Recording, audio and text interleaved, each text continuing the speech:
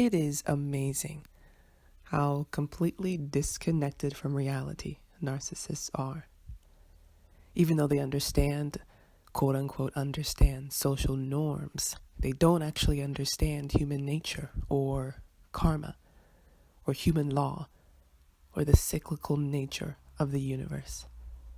They actually will never understand that no matter how many lies they tell, the truth will never go away.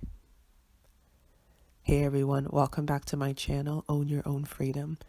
If you don't know my content, you don't know my channel, subscribe down below and hit the notification bell to be included in this wonderful community of toxic abuse survivors and all types of people who just refuse to go back to the way things used to be in toxic relationships with toxic people and toxic situations.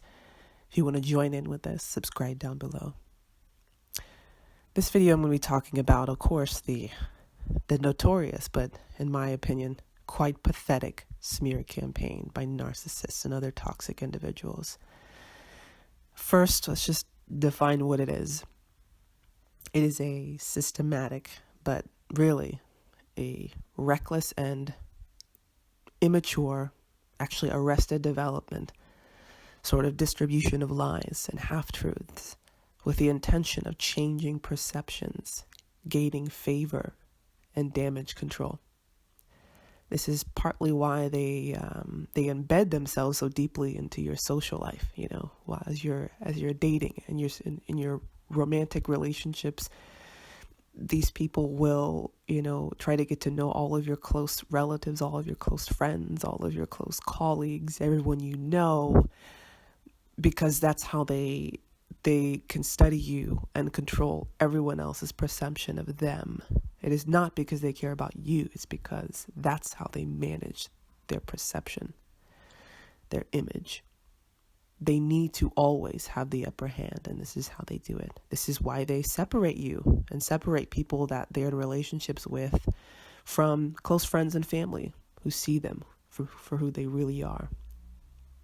During these relationships, they will employ a limited version of the smear campaign. This is sort of after the love bombing, when they start to devalue you slowly and slowly.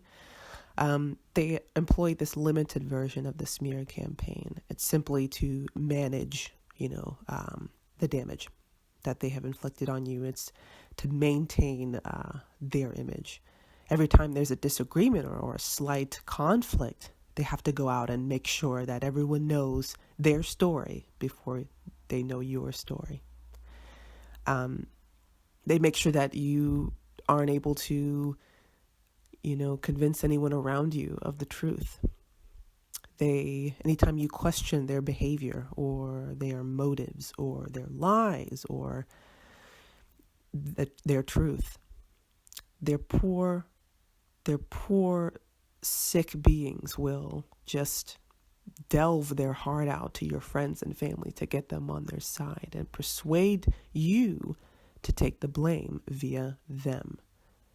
For example, they will say, oh, she's unfair, or he's unfair, or he hurt me, or she doesn't believe me, and I'm just so worried about her, all these BS comments. That is the limited version of the smear campaign. But, for example, my ex-boyfriend, he told members of our church, because we happen to go to the same church. If you want to hear my story, I have a playlist about all the different things that I went through, but also definitely check out my video on the fake engagement, because that's pretty much the whole story. My ex-boyfriend told members of our church that I was an unreasonable, aggressive person and that I was too strong. And any Christian in the Christian church knows that there is this major stigma against sisters that are too strong. I don't necessarily agree with this because people use it to sort of control people, but in a sense, there is some truth to it. But he told people, that I was too strong, and some people believed it. And that's sort of their way of controlling the perception, because nobody questioned of what he was doing to make me behave in a certain way, or questioning whether he was even telling the truth. But then after the relationship, though, this is where they come out all full guns blazing. They hold nothing back. If you dare to leave them, oh, they will let you have it. This is when they make up stories to exemplify how innocent they were and how completely evil you were to them. How they were the best boyfriend or girlfriend ever. They will make up stories about how all the things that they did for you, and they will even overblow what they actually did for you, and to pretend that they were just the best person ever to you. But then you were cruel and evil and unfaithful, and you used them, and you lied, and you stole. And they will talk to your friends and family and relatives and co-workers, etc., anyone that they can get in contact with to tear you down. This is not once. Sometimes it's every day. Sometimes it's a cyclical process to reinforce the propaganda, sort of like, the more that they say it, the more people will believe it. So sometimes they'll make a phone call to everyone that you know every day to make sure that they get another full deck of cards of all the lies that they decide to make up that day. They recruit their flying monkeys in this way by making people fall for their lies and getting them to persecute you via, whether they see you at your work and maybe they give you wrong looks. Maybe they say things to you that only the narcissist would say, or maybe they sort of criticize you behind your back, or they whisper, or they say, oh, I just don't feel like you guys were compatible, and maybe you just needed to be kinder to him. I don't think you deserved him. He was very sweet, and all these different things that honestly only come from people who know nothing about the narcissist and their true nature. But basically, in my opinion, they are the psychological Antifa. They are the smear campaign is their global propaganda, and they are the mainstream media.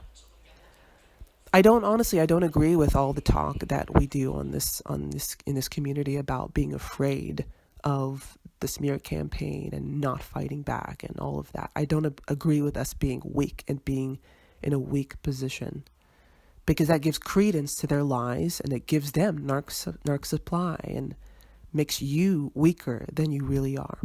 So don't you dare be afraid of what they say, but rise above it.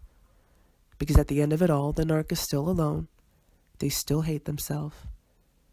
The flying monkeys don't actually like them or trust them. They're still drowning in their own self-hatred.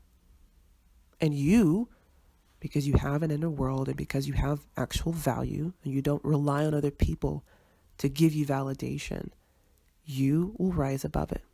Let them say what they want.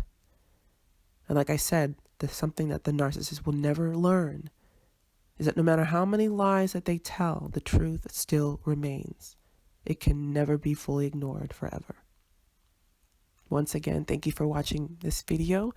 Subscribe to my channel if you like this content, and also leave a comment down below if you've had experience with the smear campaign, whether it be with a narcissist or any other toxic individual. And if you have any other ideas for videos, leave a comment down below and I will see if I can make a video on it. But thanks for watching, and I'll see you on the next one.